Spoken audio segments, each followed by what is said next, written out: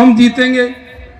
और मैं गारंटी के साथ में कह सकता हूं कि पूरे प्रदेश की तो मैं कहता नहीं हूं, लेकिन दौसा की हम सारी की सारी विधानसभा सीट भी जीतेंगे। और साहब सबको साथ में लेकर के उस ट्रैक पे काम करेंगे। हमारे अग्रिम संगठनों के अध्यक्ष हैं, सब मिलकर काम करेंगे। अभी ये दिल्ली की रैली का बीच में मामला आ गया, एसआईआर को लेकर रैली हो रही है। जब जब भी दिल्ली में रैलियां हुई हैं, दौसा का हमेशा नाम बहुत आगे रहा है। सभी साथी जिला अध्यक्ष जी के नेतृत्व में उस रैली में जाएंगे। आप 500 को टारगेट दिया है आपने, मुझे उम्मीद है आप पूरी करोगे। हमारे अग्रिम संगठनों के साथी हो, आप सब जिला अध्यक्ष हो, आप भी इस रैली में भाग लो।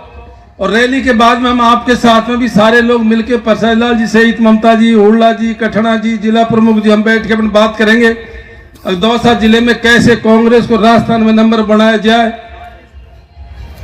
उसमें हम सब काम करेंगे।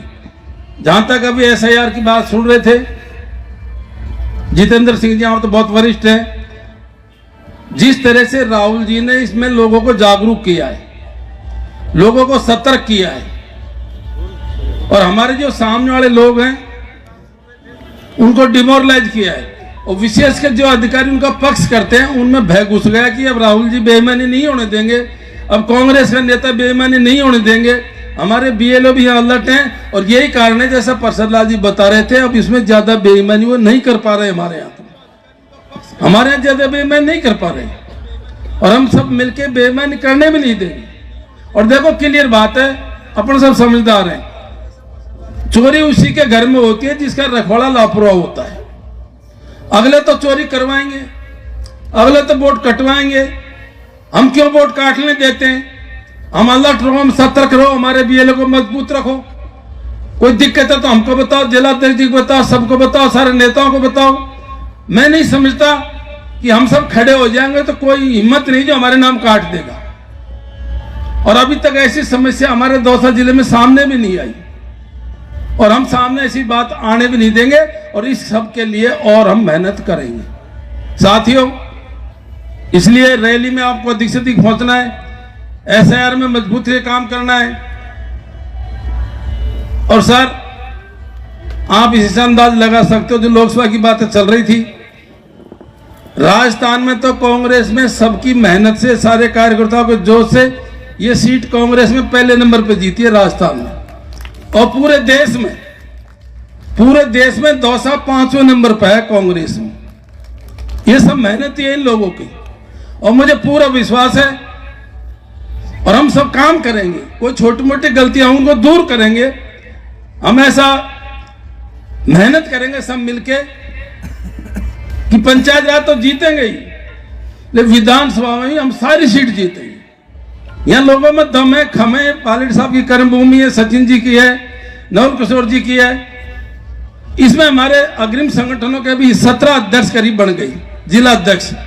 मेरा आप सबसे एक निवेदन है, घनश्याम जी सही कह रहे थे, घनश्याम जी देखो इनमें इसको कोई कमी मान लो, कहीं बुरा भी मान जाते, लेकिन बात सही कहते हैं। करीब 24-25 हमारे संगठन है, अग्रिम संगठन प्रकोष्ठ, जिसमें हमारे 18 तो हमारे अध्यक्ष बने बैठे हैं। यदि आप 18 अध्यक्ष जिस तरह से जिला अध्यक्ष जी अपना पूरा गठन जिले में करेंगे, करते हैं, उसी तरह से सारे अग्रिम संगठन, पूरे अग्रिम संगठन सुन लो, हमारे पूरे के पूरे 10 ब्लॉक हैं, आप उसमें 10 ब्लॉक अध्यक्ष बनाइए। हमारे जितने मंडल अध्यक्ष हैं सब में आप मंडल अध्यक्ष बनाइए। पूरी आपके जिले की कार्यकारिणी बनाइए। आप इन सबका गठन कर लेते हो, और उन सबकी फिर हम एक जगह मीटिंग कर लेते हो, हमारे 2-3-4 हजार कार्यकर्ता तैयार हो जाते हैं। यहाँ सबके सब सुन रहे हो आप, अध्यक्ष जी आप भी साथ में बैठो, सम्मानीय प्रसाद लाल जी हैं, ममता जी हैं, आप 1-2 महीने का टाइम ले लो, और सबके सब, चाहे कोई एसटी प्रकोष्ठ हो, चाहे एससी प्रकोष्ठ हो, चाहे ओबीसी हो, चाहे पंचायत राज हो, चाहे व्यापार संघ का हो, सारे जिला अध्यक्ष 2 महीने के अंदर अंदर पूरा अपना गठन कर लो। और पूरा गठन करके जब मेहनत कर लोगे तो मैं नहीं समझता कि हम चुनाव हार जाएं। देखो तुम्हारे सामने वाले जो लोग हैं वो बहुत चालबाज हैं, वो बहुत धोखेबाज हैं, उनके रहम नहीं है। जैसे हमारे वो कह रहे थे डीलर साहब, वो किसी भी हद तक जा सकते हैं, अपन कांग्रेसियों ने तो बुरा करना सीखा ही नहीं किसी को। हमने बुरा करना नहीं सीखा, चाहे कोई से भी हो स्टेज पे बैठे हुए, हमने कभी किसी काम के लिए मना नहीं किया। और जो हमारे लोग तो ऐसे भी हैं, हम में से यदि कोई मना भी कर देता है तो आप 5 लोग फंस जाते हो, सब काम करना ही पड़ेगा। आपने देख लिया ना क्या परिणाम आ रहे हैं, आपने देख लिया ना कितने निहाल कर रहे हैं अपन लोगों को, एक एक लोग को गिन गिन के टारगेट बना रहे हैं। और चुनाव बहुत जबरदस्त मेहनत करनी पड़ेगी आपको साथियों। और मैं तो कहता हूँ दौसा से शुभारंभ कर दो, वो सारे श्याम दाम दंड भेद एक खाली SIR का मामला नहीं अपनाते हूँ। और यदि हमको आने वाली पीढ़ियों के लिए ध्यान रखना है, हम चाहते हैं हम सब किसान, गरीब परिवार, ST SC OBC और सामान्य वर्ग से जो गरीब लोग हैं उनका हित हो, तो देश में सरकार तो बदलनी पड़ेगी। वर्तमान परिस्थितियां ठीक नहीं है, देश की परिस्थितियां इतनी खराब चल रही हैं। पूरा देश, एक ईस्ट इंडिया कंपनी आई थी भारत में, उसने भारत पे कब्जा कर लिया आर्थिक आधार पे। आज भारत में 20 ईस्ट इंडिया कंपनी तैयार होगी, 20 इंडिया कंपनी। सारी सरकारी नौकरियां आपकी खत्म कर दी, आपको ऐसा असहाय बना दिया जाएगा, आप मजबूर हो जाओगे। आपको केवल रोटी खा सकते, ज्यादा कुछ कर नहीं सकते। आपने देखा भी 5-7 दिन पहले किस तरह से सरकार प्राइवेटाइजेशन से, निजीकरण के जो सेठ हैं वो डिपेंड होगी। इंडिगो ने हड़ताल कर दी, सारे लाखों लोग हवाई अड्डे खड़े रह गए। क्या कर लिया सरकार ने? इसी तरह से धीरे धीरे देश की सारी संपत्ति को, सारी व्यवस्था को, सारी नौकरियों को इस तरह से बड़े सेठों के हाथ में दे देंगे, आप और हम कुछ नहीं कर पाएंगे। और वो लोग इनका पूरा समर्थन कर रहे हैं। बिहार में चुनाव जीतने का एक SIR कारण नहीं है जितेंद्र सिंह जी, ऐसा एक कारण नहीं है, 10 कारण है। वो हर साइड में काम करते हैं, SIR में वोट तो काटे ही काटे हैं। इसके अलावा आज तक नहीं हुआ देश के इतिहास में, आचार संहिता लगने के बाद निर्वाचन आयोग की परमिशन से 1,25,000 लोगों को 10-10 हजार रुपए दे दिए गए निर्वाचन की परमिशन से। ऐसा हुआ है कभी? महिलाओं को 10,000, और किस तरह से घुमाया उनको, हम तुमको 2 लाख बिना ब्याज देंगे। ये सब्सिडी दे रहे हैं भी 10,000 की, यदि बैंक से लोन के रूप में बिना ब्याज देंगे। यदि हमारी गवर्नमेंट आ जाएगी तो लोगों ने सोचा 10,000 तो अभी फ्री के मिल गए, 10,000 तो फ्री के मिल गए, 1,90 और मिलेंगे। इनकी सरकार नहीं आई तो नहीं मिलेंगे। आप ये बताओ, 1,25,000 परिवार, 1,25,000 महिलाएं जो घूम जाए, कोई जीत सकता है?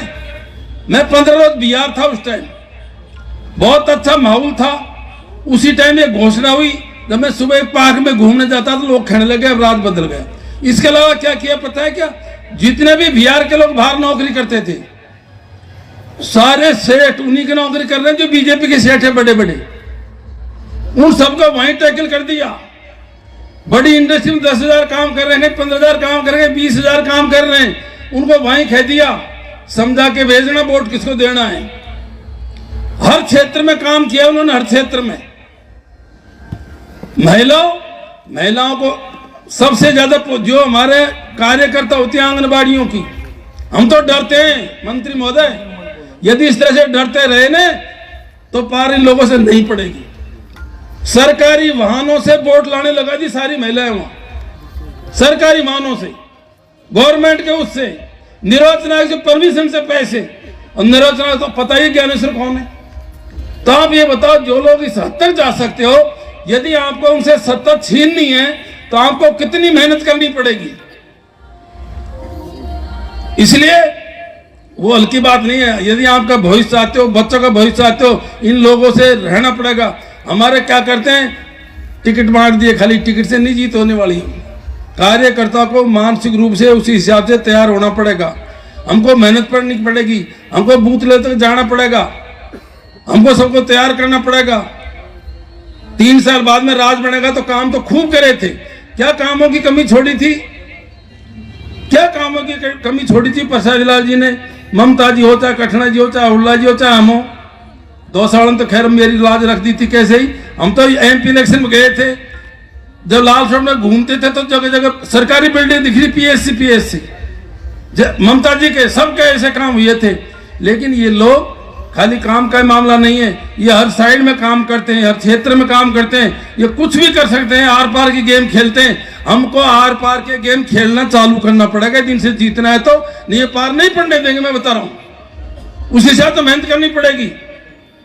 देख, मैं तो अब दिल्ली में जाकर देखने लगूं, ये कुछ भी कर सकते हैं, ये कुछ भी कर सकते हैं। इनके राजनीतिक गुड़े ही बेईमानी का लगा है। मेरे को सर अब पता नहीं झूठ है सही, मैंने किस्सा कोई सुना रहा था, और जब श्रीमान जो हमारे होम मिनिस्टर हैं, जो कोई यूनिवर्सिटी में चुनाव लड़े थे तो क्या हुआ कि ये लड़े थे, कोई सामने लड़की लड़ रही थी, अब हकीकत है पता नहीं। तो इन्होंने क्या हुआ कि चुनाव जीतने एक दिन पहले सारे बच्चियों को घर फोन कर दिए, और भाई कल यूनिवर्सिटी में झगड़ा हो सकता है, अपनी बच्ची को वोट डालने में भेजना, बच्ची आदि आई नहीं चुनाव जीतने। अब बताओ, ये मतलब अमित शाह की बात कर रहा हूं। अब बताओ, जहां से राजनीति ऐसे स्टार्ट हुई हो, आप सोच सकते हो कैसे पार पड़ेगी।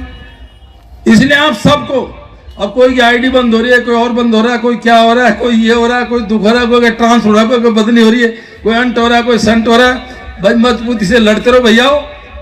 2-2.5 साल तो निकल गए, बस दुखी सब है, काम कुछ नहीं हो रहे। अफसर तो इतने बेलगाम हो रहे हैं, उन्होंने तो तय कर रखा है। अब मुख्यमंत्री जी को ऑफिस में बैठवा है मृत्यु, मुख्यमंत्री सुबह घूम के आते हैं और शाम को आते हैं, फिर क्या करें, उनको पर्ची पकड़ा देते हैं। अगर मुख्यमंत्री जी बहुत वोट बढ़ रहे हैं, कल आपको यहाँ जाना है, फिर हेलीकॉप्टर में बैठ के वहां चले जाते हैं। शाम को फिर आते हैं, फिर दूसरा अफसर पर्ची पकड़ा देते हैं, आज यहाँ जाओ, यहाँ घूम जाओ, यह मामला सही हो जाएगा। क्यों? वो जानते हैं कि काम करने से कोई फायदा नहीं। कांग्रेस ने मच्चे के काम किए थे सारी, आज 2 साल देखो क्या हो रहा है चारों तरफ। अभी हम आ रहे थे, कितनी रोड है, 150 करोड़ की रोड शहर में बनी थी अपने, 200 करोड़ की चारों तरफ है कि नहीं। क्यों? जानते हैं कि हम तो इन टाइम पे सबको भ्रमित कर देंगे, कहीं धर्म के नाम पे, कहीं जाति के नाम पे, कहीं और नाम पे, कहीं किस नाम पे, कहीं किस नाम पे, लास्ट में वोट काटने के नाम पे, कहीं SRI के नाम पे, कहीं और किसी नाम पे। इनके पास में 50 हथकंडे हैं। अब जिनके पास में ज्यादा हथकंडे होते हैं ना, उन हथकंडों को तो उसी हिसाब से निपटना पड़ेगा, आपको मजबूती से खड़ा होना पड़ेगा। अभी तो आज विशेषकर इन सब चीजों का फायदा जिला अध्यक्ष जी अनुभव है आपको, बहुत पुराने हो, सर्वसम्मति से आपको बनाया गया है। और मैं समझता हूँ, देखो पूरे राजस्थान साथ पूरे देश में एक ही जिला अध्यक्ष दिखे, 3री-4थी बार बड़ी साहब, पूरे देश में कोई न कोई। और उस मंत्री जी ने ऐसा, अजी इनने क्या किया, शुभारंभ प्रसाद जी ने कर दिया, सबको कह दिया भाई सर्वसम्मति से। अब सर्वसम्मति से हो गया, छोटी मोटी बात थी, हमने हमारे लोगों को समझा लिया, भैया ये होती है बहाना दे, नए बच्चों की बहाना भी होती है, नए को भी आने वाले टाइम में पूरा रेस्पॉन्स मिलेगा। पहले भी हमने दिया है और अब देंगे। अब तो आप सब मिलकर के एक तो रैली को सफल बनाओ, SIR पर ध्यान रखो, पूरे वोट लिस्ट में नाम लिखवाइए और दिल्ली खूब चलो। और एक काम मैं जरूर कहूंगा, सारे हमारे नेता बने, एक चीज हमारे दिल में पिछली बार हमने बहुत कोशिश करी थी, जिला कांग्रेस का कार्यालय हमारा नहीं है साहब, पता नहीं क्या कारण रहे, हमारी 3-3, 4-4 फाइल अब वही आगे नहीं, डरने वाली बात, हम तो देख देख के डरते हैं, ऐसी गलती नहीं हो जाए, ऐसी हमारी फाइल 6 बार ऊपर से आगे वापस, जमीन अलॉटमेंट नहीं हुई, बीजेपी धड़ाक से कर देती, देखा जाएगा ये कर दी लो। तो इसलिए हमको कहीं भी जिलाध्यक्ष जी एक जमीन ढूंढो, हम सब सहयोग करेंगे मंत्री जी के नेतृत्व में, प्रसाद लाल जी के नेतृत्व में, और अपने कार्यालय बन गया है। तो मैं समझता हूँ यह आपका भी नाम रहेगा, हमारा सबका नाम रहेगा। आप यहाँ पधारे, बहुत बहुत धन्यवाद। और रैली में भाई अग्रिम संगठन वाला सुन लो, 18 यहाँ पे बैठे हुए हैं, 5-5 गाइड ले आगे तो 18-5 90 है। हाँ, एक जिला तो पहले कम करा रहा है, जिला तो देखो, ये घनश्याम जी से बात कर लेना, हम सबको अध्यक्ष जी चेक पोस्ट लगा देंगे, वहां चेक करेंगे, क्योंकि जितेंद्र जी हमारे वरिष्ठ नेता इसलिए लगाए भाई, जितेंद्र जी सब बात मानते हैं। और निश्चिंत रहो, हमारा दौसा साहब कभी पीछे नहीं रहा, इसमें राहुल जी की यात्रा में पीछे नहीं रहा, रैलियों में पीछे नहीं रहा। हमने तो ट्रेनिंग ले रखी है, 1984 राजेश पाठ जी आए थे जब वो, और तो दिल्ली में रैली करवा करा, जब हमको ने सिखा दिया, तो ज्यादा से ज्यादा आदमी ले जाएंगे। बहुत बहुत धन्यवाद, राम राम साहब। एक सूचना देना चाहता हूं, हमारे राम रतन जी सैनी है, एक मिनट सुन लो, भागो मत, राष्ट्रगान होगा उसके बाद जाना। तो उन्होंने, उनके कोई कल कार्यक्रम है 2 बजे राष्ट्रगान होगा, सब अपने अपने स्थान पर सावधान खड़े हो जाएं।